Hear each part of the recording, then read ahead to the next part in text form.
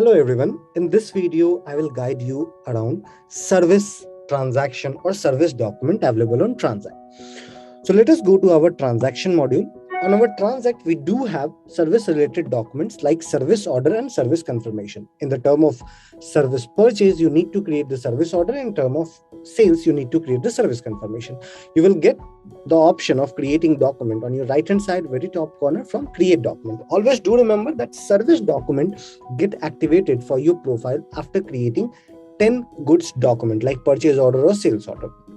So from here, you can create the documents like service order or service confirmation. I have already created an entire flow of service confirmation where I have sold the service, and then after I have did each and every action into that. Let me switch the tab and show you that. So this is my service confirmation timeline which I have created.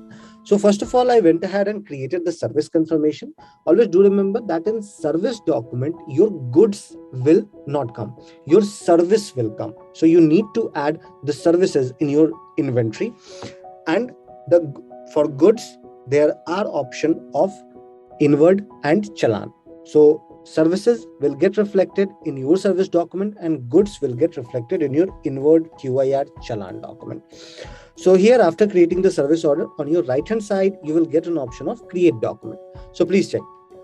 From here, first of all, I will create an inward document. Inward document will be used to take in the material on which I am doing the service. After that, you need to make the delivery challan. So delivery challan will be created in order to send the material out. So after inwarding the material, there is a quality check which is into our system, which is QRR and GRN document. You can create that in order to check that which of the items are rejected or passed. After that, you need to create the delivery challan from here so that you can send out the material.